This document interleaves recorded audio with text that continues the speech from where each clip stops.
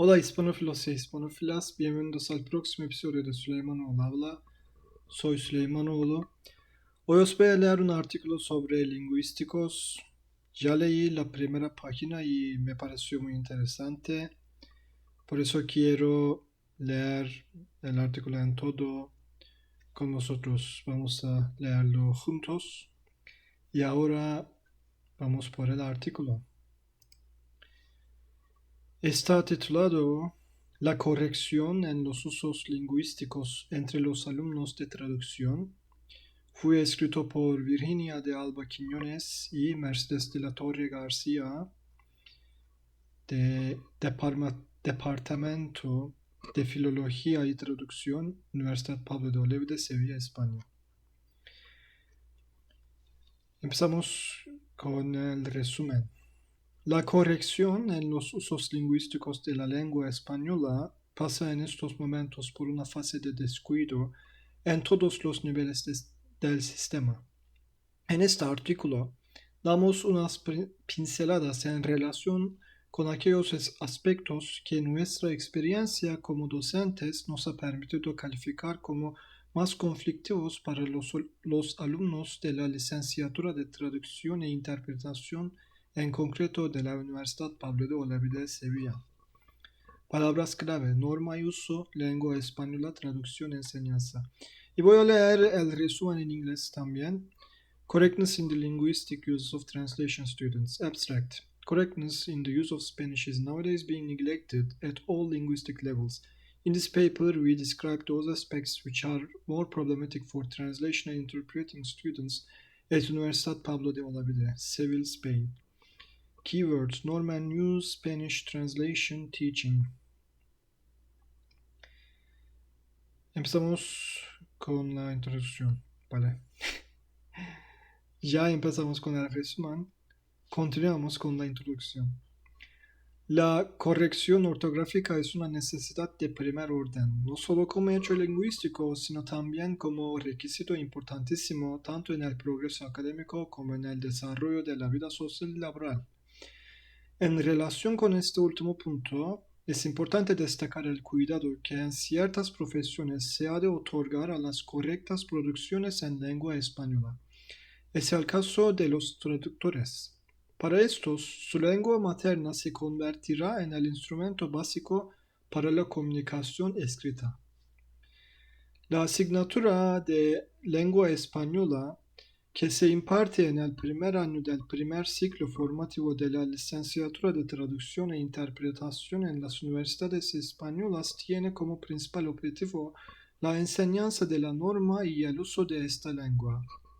En este artículo nos vamos a centrar específicamente en los principales problemas que plantea el correcto uso ortográfico en los estudiantes de esta licenciatura en la Universidad Pablo de Olavide de Sevilla, en la que actualmente ejercemos como docentes.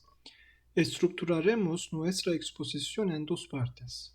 En la primera analizaremos los aspectos normativos relacionados con la ortografía de la palabra, esto es, la tildación y los acortamientos, mientras que en la segunda nos ocuparemos de las situaciones más complicadas en lo referente a la ortografía de la frase, esto es, la puntuación. Las fuentes usadas para el desarrollo de nuestro escrito han sido las obras académicas.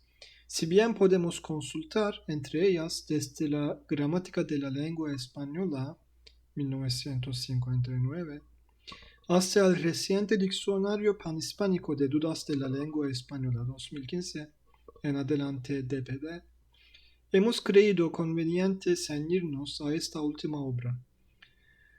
Las razones que nos han llevado a esta elección han sido dos. Por un lado, los textos anteriores resultan ser modificaciones sucesivas de las reglas que en más de una ocasión presentan contradicciones notorias entre sí. Por otro, el DPD es una obra en la que han participado tanto la Real Academia Española como la Asociación de Academias de la Lengua Española. A esto hay que añadir que se trata de una obra sincrética en la que los presupuestos prescriptivos se dan supuesto a los descriptivos, obviando siempre los usos vulgares. Problemas con la ortografía de la palabra. En este primer apartado trataremos algunos de los fenómenos relacionados con la tildación y los acortamientos. Ambos aspectos de la ortografía de la palabra hacen dudar al estudiante y en ocasiones los lleva a seleccionar y a hacer uso de la opción incorrecta. Nuestra intención, por lo tanto, será dar una explicación y buscar la solución más sencilla y viable para estos futuros traductores. Atildación novedosa. Una de las recomendaciones que más sorpresa despierta entre nuestros alumnos de la asignatura de lengua española es la aparentemente novedosa recomendación de las academias de no tildar ni solo en función de adverbio ni los pronombres este, ese y aquel. Esta indicación les resulta un atrevimiento en cualquiera de los casos y lo consideran como algo nuevo, ya que normalmente durante su periodo formativo previo les habían indicado que se trataba de un caso de tilde diacrítica.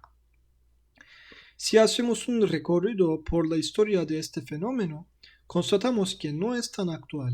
En el caso de solo, desde 1959, la Academia recomienda que únicamente se atilde si existe posibilidad de ambigüedad, esto es, si el adjetivo y el adverbio pueden confundirse. Esta regla se repite en la última publicación académica, DP de 2015, La negrita es nuestra. La palabra solo puede ser un adjetivo o un adverbio. Cuando esta palabra pueda interpretarse en un mismo enunciado como adverbio o como adjetivo, se utilizará obligatoriamente la tilde en el uso adverbial para evitar ambigüedades. Estaré solo un mes. Al no llevar tilde, solo se interpreta como adjetivo. En soledad sin compañía.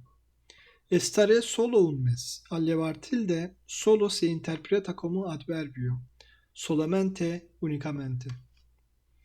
Pues bien, pese a esta recomendación en la mayoría de los textos a los que diariamente nos enfrentamos, podemos encontrar el adverbio solo atildado, exista o no ambigüedad. ¿Por qué el miedo a la eliminación de esta tilde? No creemos que sea por temor a las anfibiologías, ya que la situación comunicativa indicará, en principio, qué sentido tiene lo escrito. Creemos que es una cuestión de costumbre y de desconocimiento de la norma académica. Un caso parecido es el de los pronombres, los adjetivos. Este, ese y aquel. La Academia a mediados del siglo pasado, en 1959, recomendaba que los pronombres fueran atildados. Ahora bien, se podría prescindir del acento ortográfico siempre que no existiera riesgo de anfibiología. Si analizamos la regla, realmente se habría debido formular de manera inversa. Estos pronombres se escribirán normalmente sin tilde y solo podrán llevarla cuando exista riesgo de anfibiología. Véase Martínez de Sousa, 2014. Esta misma conclusión es compartida por numerosos tratadistas, incluso si argumentamos que oralmente somos capaces de diferenciar los pronombres de los adjetivos, el paso lógico sería prescindir de la tilde en función pronominal. Recomendación a la que nosotros nos sumamos. Atildación de voces extranjeras. Dadas las características del oficio del traductor y los textos de especialidad a los que se tiene que enfrentar, no podemos obviar la importancia que cobra el tratamiento ortográfico de los elementos que no pertenecen a nuestro sistema lingüístico. Son múltiples las dudas que la incorporación de estos elementos al discurso planeta, y dos, las opciones que nos ofrecen las academias. Si se trata de un préstamo crudo, se mantiene la grafía y debe usarse el resalte tipográfico para marcar la diferencia con respecto a las demás voces patrimoniales. Por ejemplo, en el ámbito de la informática, pueden encontrarse muchas voces tomadas directamente de la lengua inglesa, como es el caso de software. En el lenguaje jurídico, hallamos muchos elementos tomados directamente del latín, por lo que se escribirán sin acento y con una tipografía diferente, como por ejemplo presunción iuris tantum. Por el contrario, si es un préstamo asimilado, se acentuará siguiendo las reglas de atildación del español, por ejemplo, máster, y en redondita o cursiva, según el texto en el que se inserte. Los acortamientos. Respecto a los acortamientos, nos ceñimos a la taxonomía que nos ofrecen las academias, esto es, a la diferenciación entre símbolos, abreviaturas y siglas. De entre ellos, queremos centrarnos en las siglas por la importancia que han cobrado en los últimos tiempos en todo tipo de textos. En épocas anteriores, cualquier término siglado era considerado un extranjerismo, mientras que en la actualidad la sigla se ha visto despojada de esa carga peyorativa. Su uso es admitido e incluso resulta necesario en todo tipo de textos, especialmente los científico-técnicos. Por este motivo, los futuros traductores deben conocer necesariamente los principales problemas ortográficos que presenta la utilización de las siglas. Los conflictos más frecuentes que hemos podido observar en clase tienen que ver con alguno de los siguientes puntos. A.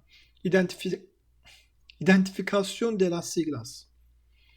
El desconocimiento de qué es una sigla lleva a usos erróneos. Por ejemplo, se asimila EEUU, Estados Unidos, a una sigla, hecho que lleva a faltas ortográficas como la eliminación de los puntos. EEUU sin puntos, como veis aquí y aquí. O la sustitución de estos por espacios. Espacio UU. Ortografía de las siglas. Ortografía de las siglas. Las siglas se escriben sin puntos ni espacios de separación, excepto cuando todo el texto se encuentre en mayúscula. En estos casos se escribirá un punto sin dejar espacio tras cada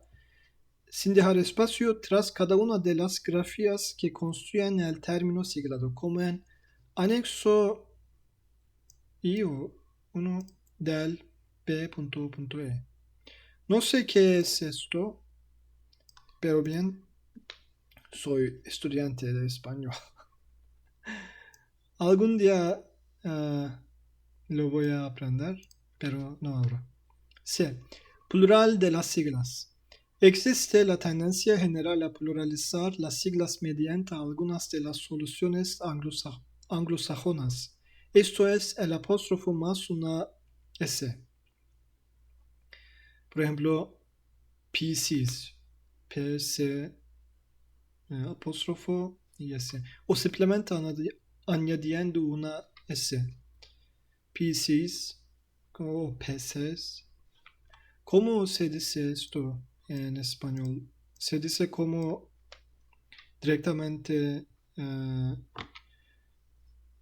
se dice como en inglés, como PCs o PCs. No sé. Sin embargo, en español el plural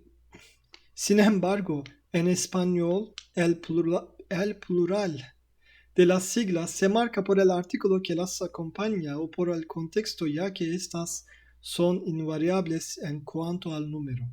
D. Género de las siglas. Las siglas asimilan el género de su sustantivo nuclear, que frecuentemente es el primer elemento del acortamiento. Como ejemplos, tenemos la AMPA, Asociación de Madres y Padres de Alumnos, y el DNI, Documento Nacional de Identidad. Existen casos, aunque no son muy frecuentes, en los que el género de la sigla viene dado por un sustantivo que está eledido, como en el tren. AVE. El tren de alta... como en el tren AVE. El tren de alta velocidad española. Se dice el AVE sin tren también. Es que supongo pasó de este tren en paréntesis. Hispanización de las siglas. Ante un elemento siglado extranjero, la primera recomendación de las academias es la hispanización, NATO en español OTAN. En el caso de que esta no pueda llevarse a cabo o que la realidad a la que nos remite la sigla resulte ajena al mundo hispánico, se debe mantener en el idioma de partida y se acompañará de su forma desarrollada. Por ejemplo, FBI, Federal Bureau of Investigation, FBI. Aunque debemos señalar que en este caso la recomendación de las academias no tiene muchos seguidores. 2. Problemas con la ortografía de la frase.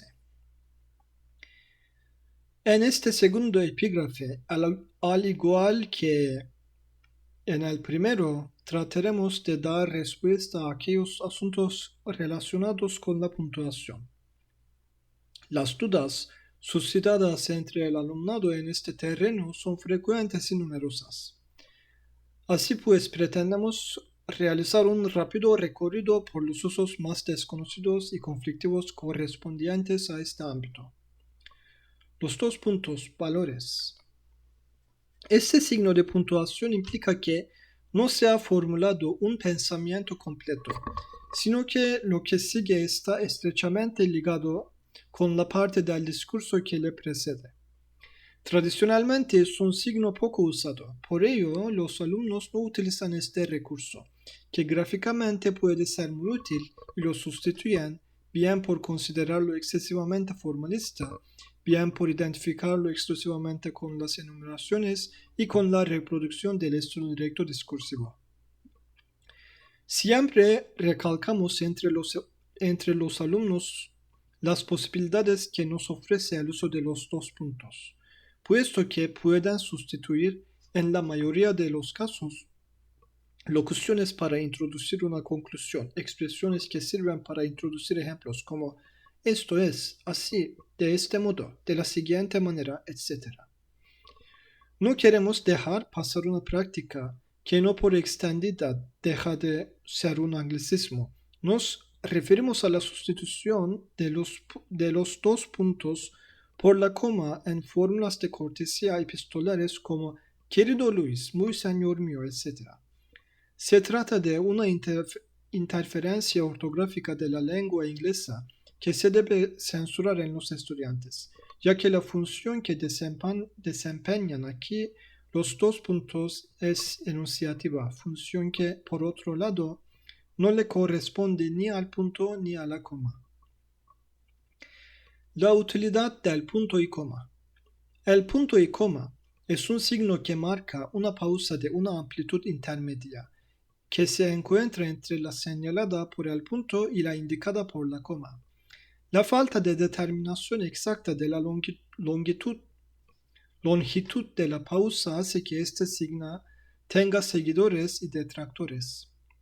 Así, quienes desean evitar su uso lo sustituyen por el punto o por la coma, según el caso, pero no debemos de restar mérito a este signo, ya que en ocasiones el uso excesivo de la coma resulta inapropiado.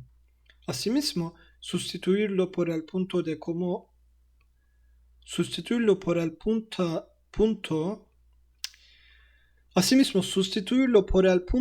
da como resultado un estilo telegráfico.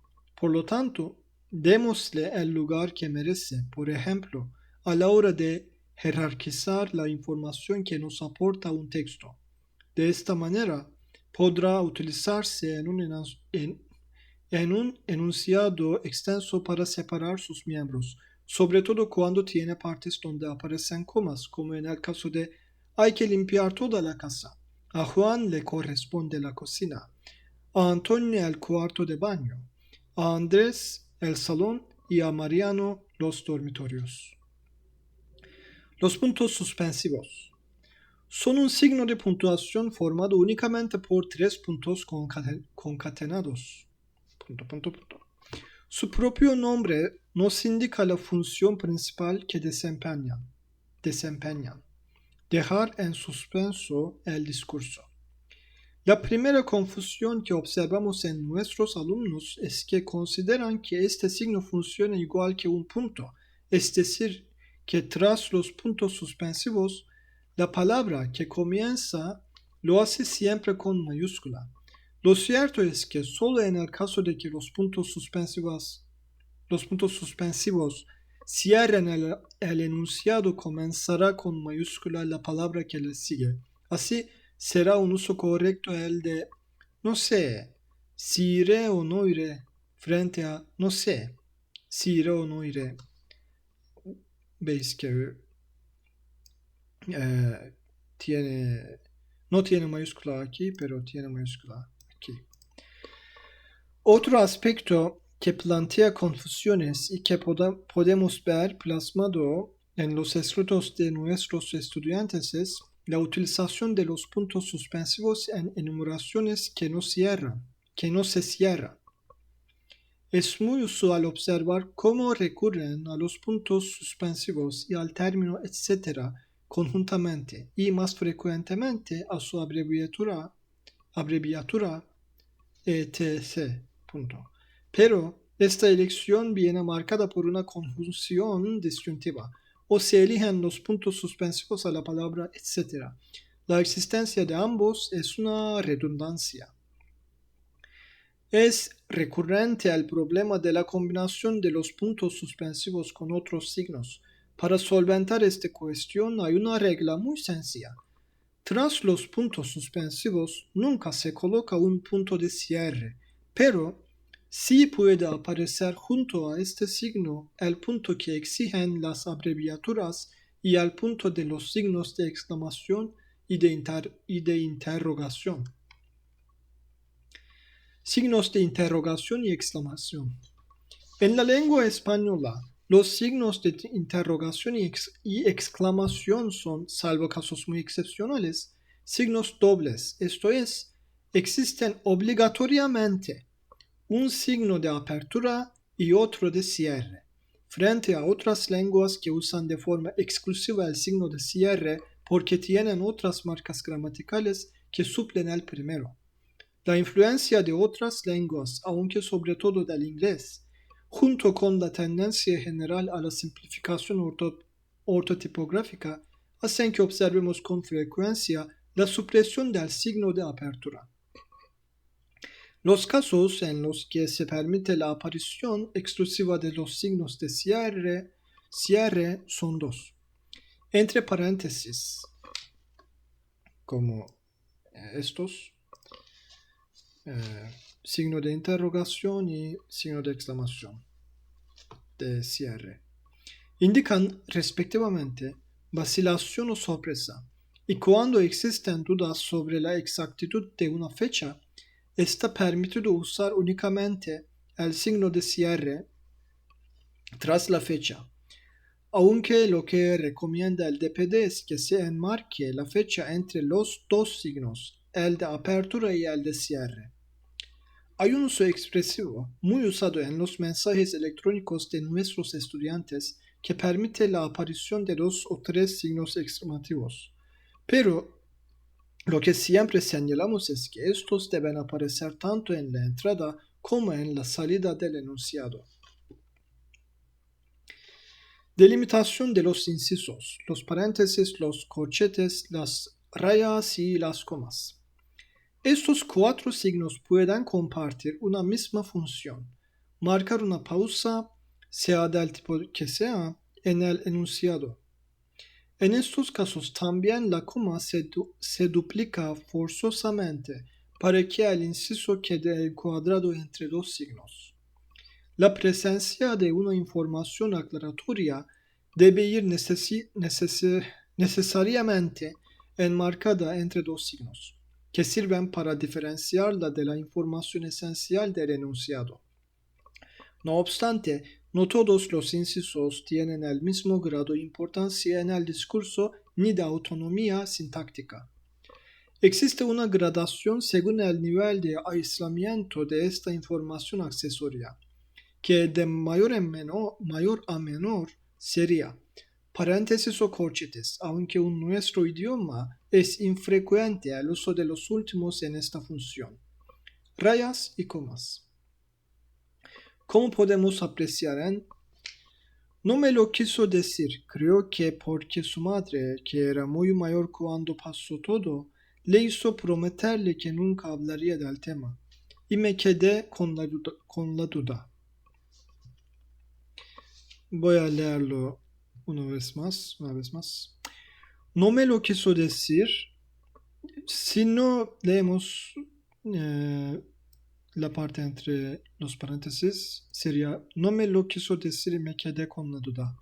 Pero con esa parte, no me lo quiso decir. Creo que porque su madre, que era muy mayor cuando pasó todo, le hizo prometerle que nunca hablaría del tema, y me quedé con la duda. Para la labor de un traductor, resulta fundamental el dominio de esta escala de aislamiento de la información accesoria, porque en muchas lenguas no se produce de la misma manera y es un recurso esencial para conseguir una construcción textual coherente. Un asunto que no queremos dejar de señalar y que corresponde al ámbito de la ortotipografía es la frecuente confusión entre la raya y el guión. El origen de esta equivocación estriba en que en ambos casos se trata de líneas horizontales, pero la longitud y el grosor de la raya son diferentes, como podemos observar si contrastamos ambos signos. La raya larga, no sé cómo se dice, y la raya corta. Raya y guión, vale. Está escrito aquí. Pues esto es la raya, esto es la guión, ¿vale?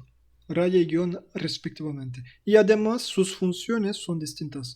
El guión tiene un valor de enlace entre distintos elementos y también sirve para marcar la división de palabras cuando finaliza una línea, mientras que las rayas son las responsables de marcar incisos o comentarios, señalar cada uno de los miembros de una enumeración cuando van escritos en líneas distintas o, también en enumeraciones, omitir un elemento cuando aparece en el primer término y se repite en los siguientes miembros de la enumeración.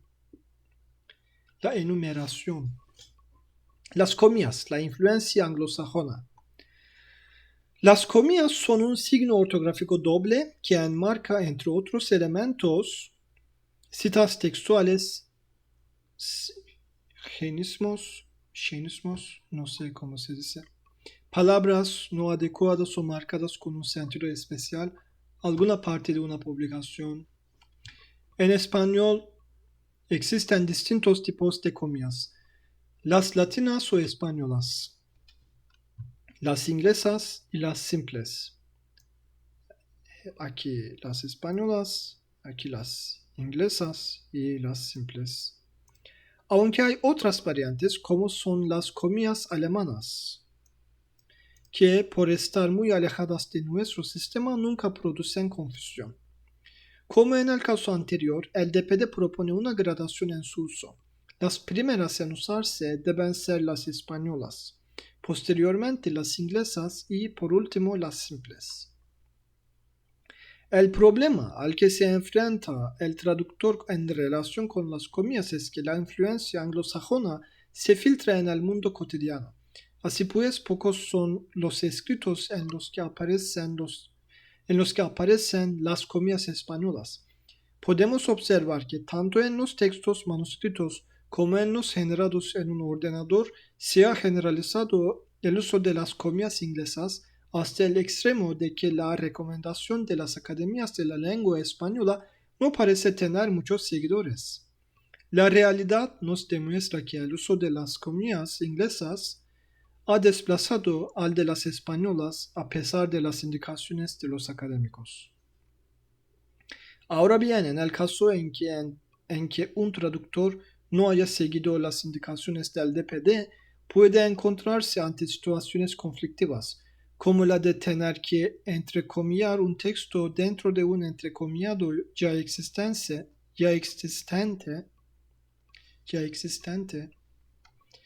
y que éste se haya realizado mediante comillas inglesas. En esa circunstancia, la solución es recurrir a las comillas simples, como podemos encontrar en elpais.com. www.elpais.com. No hace falta ser perito para saber que un niño necesita un padre y una madre, y que si le falta una de esas referencias crece cojo. Escribió el magistrado en el informe que el Tribunal Superior de Justicia, TSJ, de Murcia le solicitó para que explicara su dilación en el proceso de adopción. Pero cabe la posibilidad de que el entrecomillado sea triple. Entonces, la única solución viable es cambiar todas las comillas del texto y usar la jerarquización propuesta por las academias. Aquí tiene las comillas simples entre las comillas inglesas. El apóstrofo y los extranjerismos formales. El apóstrofo es un signo representado por una coma alta y en español tiene dos funciones principales: marcar la supresión de cualquier sonido y la reproducción de elementos léxicos de lenguas que mantienen en la actualidad su uso, como son el catalán o el inglés. Se deberían evitar ciertos usos muy extendidos en nuestro idioma por influencia del inglés y que son agramaticales, como por ejemplo su empleo para evitar escribir las dos primeras cifras de un año. Expo, coma alta 92. En este caso, lo correcto sería señalar las dos últimas cifras del año y trabarlas o no a la palabra anterior mediante un guión. Tampoco sirve para marcar el plural de las siglas. Véase el apartado 1.3. La separación entre horas y minutos debe hacerse con un punto o incluso con dos puntos, pero nunca con un apóstrofo. La reunión es a las 21, alta 04. Y por último, en las cifras, para separar los números enteros de los decimales, debe recurrirse a la coma o al punto, pero no al apóstrofo. Los divorcios han aumentado un 23, coma alta 69%.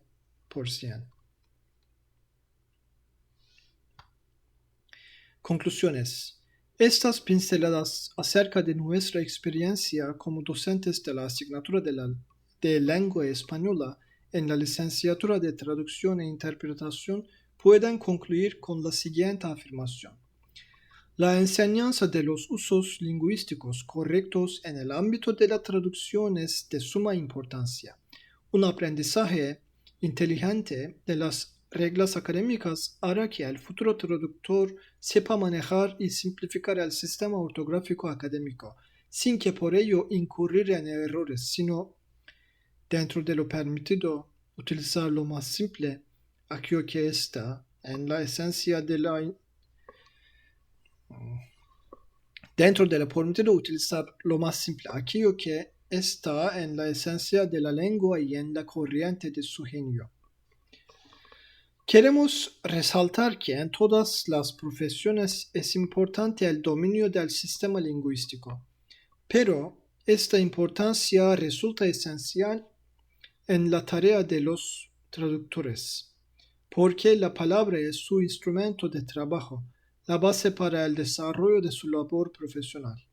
El dominio de las reglas que rigen su funcionamiento se convierte en algo absolutamente prioritario.